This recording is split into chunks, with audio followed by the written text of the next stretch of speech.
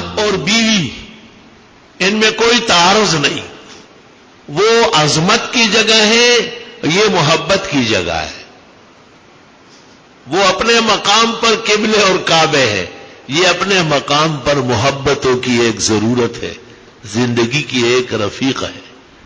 اس کے درمیان ٹکراؤ نہ اہلیت کی دلیل ہے, نہ تجربہ کاری کی غمازی کر رہا ہے.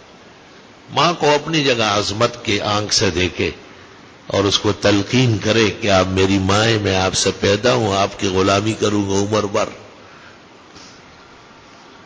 اور یہ بھی کہے کہ یہ جو آپ لے کے آئی ہے یہ بھی کسی کی اولاد ہے, ان کی آنکھوں کا ستارہ ہے, یہ بھی ان کے چاند کا موکڑا اور ٹکڑا ہے.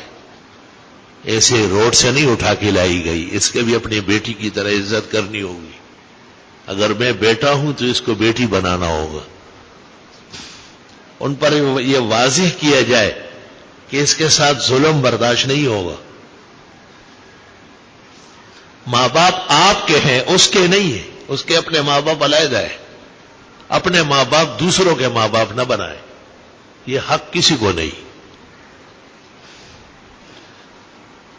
جب یہ تقریر و تعلیم ماں باپ نے سن لی تو بیوی کو بھی علیحدہ تقریر کرو کہ آپ کی اور ہماری زندگی ہے اور ہم ہی رہیں گے.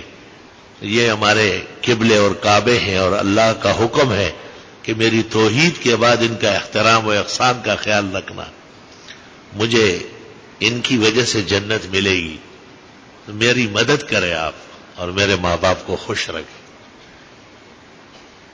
بہت سارے معاملے میں ان کا آپ پر حق نہیں ہے, لیکن میری خاطر اور میں بھی تو آپ کے ماں باپ کی غلامی کروں گا, ان کے بیٹے کی طرح پیش ہوں گا, تو آپ بھی ان کا خیال رکھے گی.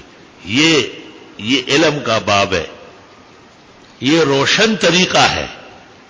یہ ان کو بوجھ نہ سمجھے, وہ ان کو بوجھ نہ سمجھے, اور دونوں کے حقوق کا اور آداب کا پورا خیال رکھا جائے اور اس میں خود بھی صادق رہے, اس میں طرفداری اور زیادتی نہ کرے. آپ دیکھیں کہ کیسے شیر و شکر ہوتے ہیں دنیا کے اندر.